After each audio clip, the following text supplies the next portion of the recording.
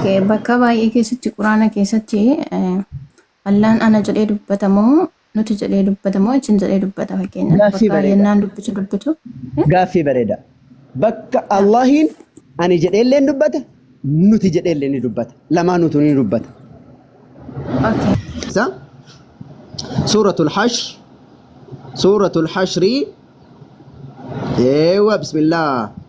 Shantamii fi eewa. نون والقلم وما يسطرون. ايوه سورة الحشر نوجن كتا. سورة الحشر نوجن كتا مجادلات اني ارقما.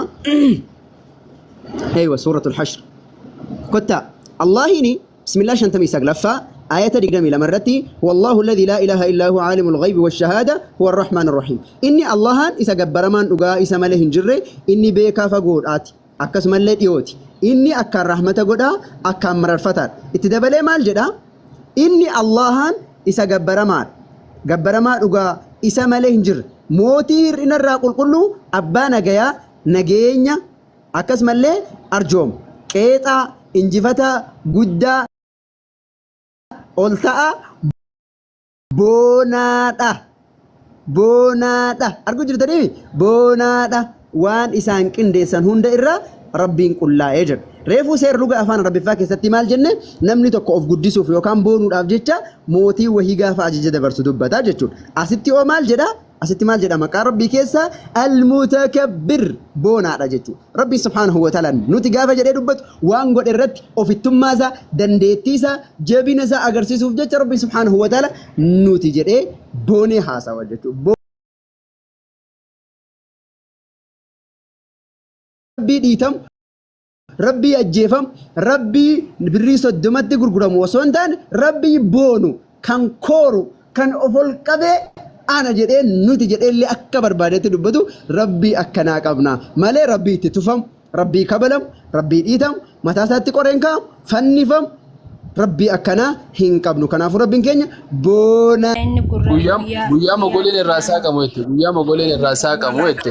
guyyaa mogoleen irraa saaqamu eenyudha asitti kan dubbatan. Ishi baasi guyyaa mogoleen irraa saaqamu waan jedhamu baasime. Guyyuma mogoleen irraa saaqamu waan jedhu nu baasi. Okay, na guddistee jirta obboleessa keenya. Leencoo guddisi koonjiitii kana. Okay, wait. Hin mul'ata obboleessa keenya. Suuraa 68 lakkoofsa 42 irra jechuudha. Maal jedha kun? Maal jedha dubbisi? Na guddisi. Maal jedha dubbisi? Nuti Dubbisi kunoo. irraa saaqameedha. Guyyaa mogoleen irraa saaqame jedha. Guyyaa mogoleen irraa saaqame jedha. Guyyaa mogoleen irraa saaqame kunooti mee saaqame. Hin jedhu akkas. Kunoo dubbisi obboleessa keenya rakkoon qabu kunoo dubbisi fuulduratti maal jedha dubbisa. Guyyaa mogolee irraa saaqame jedha malee guyyaa mogoleen irraa saaqame hin jedhu. Kana sirreessuuf ishi. Okay, no problem. Mogolee irraa saaqamaa jira malee mogolee irraa saaqamaa jira malee mogoleen irraa saaqamaa hin jiru. Okay, waan na saaqamudha mogolee sanarraa jechuudha. Eenyudha inni mogoleen irraa saaqamu kun? Eenyu itti fiddeeti? Obboleessa keenya gaaffiisi gaafadhee naa deebisi. Ani gaafachaa hin jira bara. Ani amantaa keessan irraa hin gaafadhe. Eenyu itti fidde sila ragaa eenyu irraa saaqamaa itti fidde? Ani Allaan fakkeenyan qabu jettan eenyudha inni asitti mogoleen guyyaa irraa saaqamu kan jedhu kun eenyu irraa saaqamaadha? Allaan fakkeenyan qabu eeyyen akkasuma. Maali jettee fidatte ati Allaadha jettee fidatte kana? Naa deebisi eenyu akka ta'e quraanni kan keeti badhaanoon beeku kanaafis gaafa. Eenyu fidiga Allaadha jettee fidatteemi? Allah walitti fakkeeffamu hin jiru jennaan akkas jettee fidatteeti. Okay, naaf deebisi ka eenyu asitti yoo nani wallaale koo ates na asirra daasisuu dandeessa maaliif ani gaafadhu waan ta'eef. Inneen uumaa tokkollee hin sodaatin hin rifatin. Allah waan itti fakkeeffamu hin qabu jennaan kana fidatte. Allahadha jettee fidattee miyati. Ani maalan naa hin na'ulleeni garuu naaf deebisi. Allahadha jettee fidattee uumaa tokko nahin suutuma naa deebisi. Yaa inna galata rabbi. Ani kan si gaafachaa jiru asirratti eenyudha inni ani Ishi mogoleen irraa saaqamu yoo Allah hin ta'in eenyudha naa deebisu dogongortee jirta abalu jettee naa deebisuu ni dandeessa ani ko quraana irraa hin si gaafachaa rakkoo akkasii jira Allaadha jettee fidatteemi akka ta'e dogongorteef akka ta'e dogongorree siifan himaati. Allah jettee fidatteemi. eeyyani garuu eenyu jettee amantaati naa deebisi Thank you silaayyuu galatoom. Allah dubbata jettanii amantu mootiire quraana Allahtu dubbataa malee jecha namootaa miti jettanii dubbatta waan ta'eef kanumaaf Dhaggeeffadhu. gaafinatti ta'e. Barumsaan dhufteemi na dhaggeeffadhu. Ash. Ishi bakka kanatti Rabbi wayitti fakkeessee dubbate ishi Rabbi. Rabbiin maalitti fakkeessee dubbatame bakka kanatti? Na barsiisi obboleessa kiyya sirraa hin bara. Sirriitti na dhaggeeffadhu ishi. Yawma yukshafu an saaqin guyyaa mogolee irraa saaqamuu jedhee dubbate. Guyyaa mogolee irraa saaqame munaafiqtoonni gara sujuudaatti gaafa waamamanii jedhan falaa yastatiicuuna sujuuduu hin danda'anuu jedhee dubbata. Mogolee rabbi irraa guyyaa saaqamee jechuudha. Mogoleen rabbi akkana kana fakkaata jedheen dubbanne. Bakka kanatti kan rabbiin dubbate mogolee qabaachuudha kan inni dubbate. An kanin sii kaase Allah maal fakkaata jennaa wanni itti fakkaatu tokkollee hin jiru. Mogolee akkanaa qaban jedhamu rabbiin. Mogolee qaba mogolee isaan malu qaba rabbiin. Harka qaba rabbiin harka isaan malu qaba. Waan inni nan qaba jedhe hin qaba jennee sabachiifne. Xiqqoorra na deebiin mogolee eenyu tette? Ammas na dhaggeeffadhu. Rabbiin waan itti fakkaatu tokkollee hin qabu. Yoo mogolee qabaate rabbiin mogolee isaan malu qaba. Yoo harka qabaate rabbiin harka isaan malu qaba. Waan fedhe nan qaba jedhee yoo quraana keessatti dubbate ergamaan rabbiillee alayhi salaatu wassalaam rabbiin ni qaba jedhanii waan akkanaa qaba rabbi jedhanii rabbi irraa yoo dubbatan fakkeessanii hin dubbatanu. Mogolee ka namaa fakkaatu, mogolee ka maalii fakkaatu, mogolee ka akkanaa fakkaatu jedhanii hin dubbatanu. Ka isaan malu sana qaba. Ka guddina isaatiin malu, ka tokkichummaa isaatiin malu, ka rabbummaa isaatiin malu qaba malee wamaa takkatti illee hin fakkaatu rabbi waan itti fakkeeffamu hin qabu. Si galaami?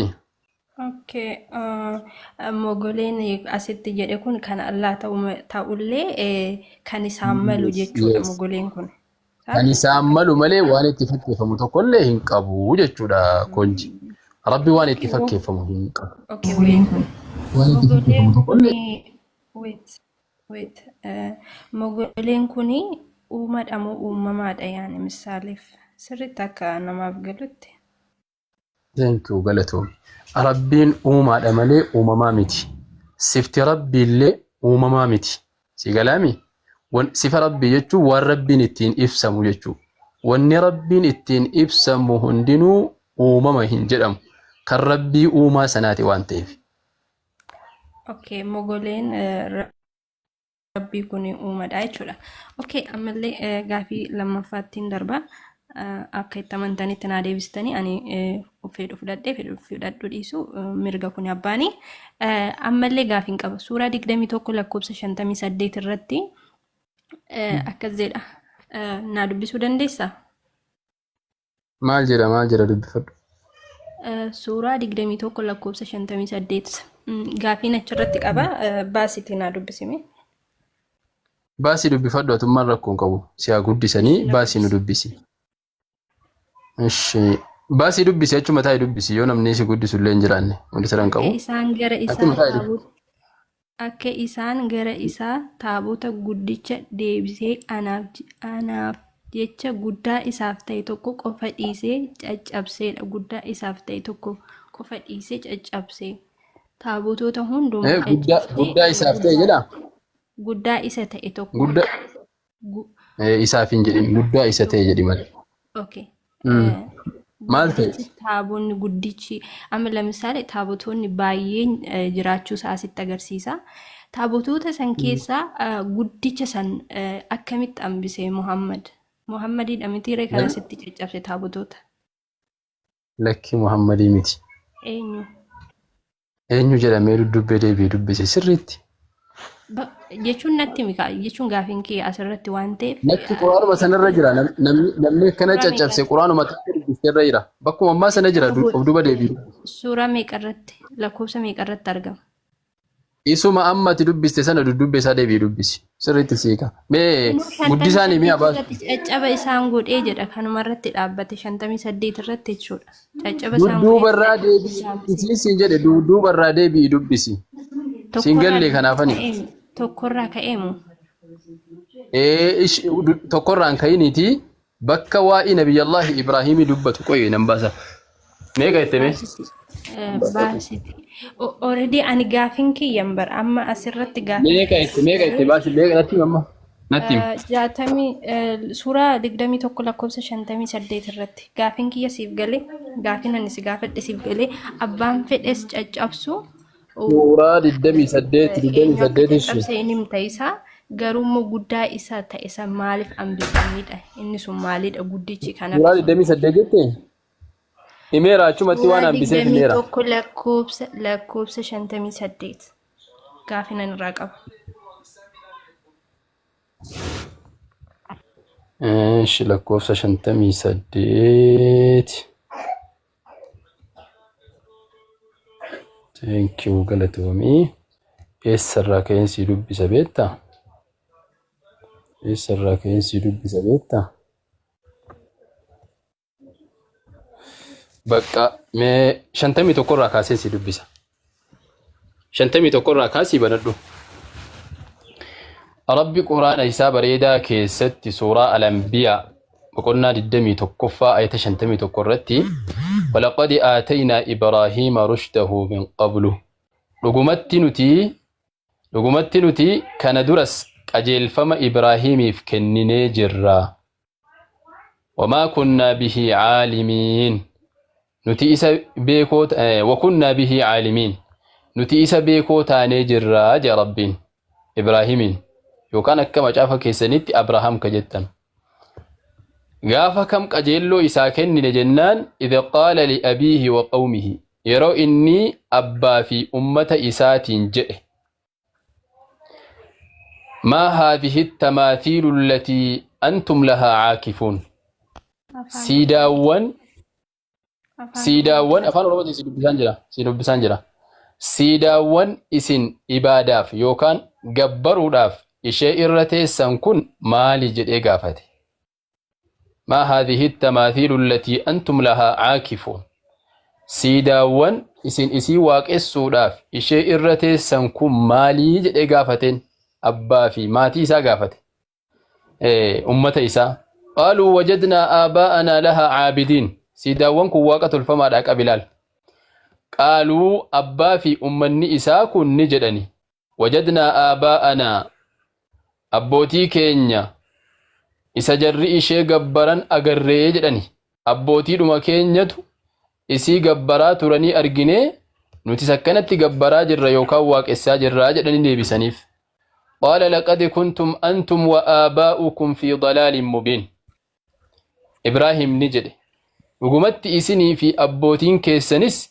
jallina ifa bahaa keessa jirtan jallina ifa galaa keessa jirtani waaqa tolfamaa waaqessituu jedheen qaaluu aji'tanaa bilhaqqi am anta min allaacibiin isaan immoo maal jedhaniin ibraahimiin sila dhugaan nutti dhufte moo ati warra taphatan irraayi waanuma dhugaa wayii fudhattee dhuftee nutti dubbachaa jirta moo nuun taphachaa jirtaa jedhaniin قال بل ربكم رب السماوات والأرض الذي فطرهن وأنا على ذلك من الشاهدين جاء إبراهيم نجد برا ربين كيسن قوفتا سمي في دتشي كان إسان أومي سني جدين برا ربين كيسن قوفتا سمي في دتشي كان إسان أومي دام كسماء في دتشي أومي وأنا على ذلك من الشاهدين أنس كان إرد warra ragaa ba'an irraa tokko jedhen warra ragaa ba'an irraa tokko tokkichummaa rabbiin keenya yookaan inni waaqeffamuu qabu isa samaa'iif dachii uume ta'uu warra ragaa ba'an irraa an tokko watallaahi la'akiidanna asnaamakum ba'da an tuwalluu mudbiriin akkas jedhe ibraahim allahaanin kakadhaa jedhe ani erga isin dugda garagaltanii deemtanii booda eega isin dugda garagaltanii deemtanii eega isin asii deemtanii booda dhugumatti لأكيدن أصنامكم توفتان اتتابوتا كيسن منچاسون قبئ فدلين توفتان اتين تابوتا كيسن منچاسون قبئ فدا جد نبي الله إبراهيمين وف كيستي أسي قلال باسين دبني فجعلهم جذاذا فجعلهم إبراهيمين نقول تابوتا سنة جذاذا چچفما قول إلا كبيرا لهم قدا تابوتا كيسا تيملي تابوتا سنة هند چچفسي إسا إر قدا موني ديسي ماليف ديسي جتنا قافت إبراهيمين ماليف ديسي بيكتا لامي علاتي لعلهم إليه يرجعون أكا إسان غرا إسا ديبئنيف جتشت إسلال قدا إساني كان أكا ورّي واقة الفما سن واقع سن غرا إسا ديبئني si isa guddaa kanaatu waaqolii tolfamaa kana inaafee jibbee of jalatti fixe jedhanii akka jarri dhufanii gaafataniif yookaan immoo maaltu taabota keenya silaa waaqa jedhanii waaqessuu mire sira rabbi jedhanii waammatuu mire waaqolii keenya eenyutu nu jalaa caccabse jedhanii akka jarri itti deebi'anii gaafataniif akka jarri gara isaa deebi'aniif isa guddaa sana keessaa dhiise waan inni dhiiseef illee قرآن كنوا لفسيكا إجرا لعلهم إليه يرجعون كجرّي قال إيسا دي بيالي بسبب سنة محمد رسول تاني أبراهام يجو اوكي gaafinkii asirratti oolachuu taabonni kan hafe sunillee taabota ta'uu ni dubbata taabota guddaa ta'e san qofa akka inni hambiseedha kan dubbata sitti inni jechuudha taabotuma san hunduma ishii erga caccabsee guddicha taabotuma san keessaa guddaa ta'e tokko hambisee jechuudha. Taabotuma san guddaa san hambisee jedha. Lamsaaleedhaaf taabota guddaa san hambisee jechuun waaquma tolfamaa san keessaa guddicha san hambisee jechuudha. Taabotota guddicha san keessaa tokkicha hambisee jechuudha. Lamsaaleedhaaf kanaaf inni taabonni hafe sun maalidha inni jechuun maaliif fayyade? Faayidaan oolachuu baay'ina san balleesse malee taabota san hunda balleessee caccabsineen. فايدة في ميتي توفتادا ملاف أمبسيس إنجد لعلهم إليه يرجعون أكا جري اتدي بأني أكا ميتي إني قدام كن اللين جرب بجو خنا الرات أوغو باتي واقتا واقني وافر رات أوغو قبامره دندتك أباتشوك أبامره واقتا أكا ميتو فر رات أوغو رات بساسلة جدي أمني خنا الرات أكا وابرتو رافي أكا نمني خنا الديبئي خنا إلالي الرات وابرتو رافي أتشي ديبئني مال جلن يو قرآن سنة ففتير بسته قالوا من فعل هذا بآلهتنا إنه لمن الظالمين نجرني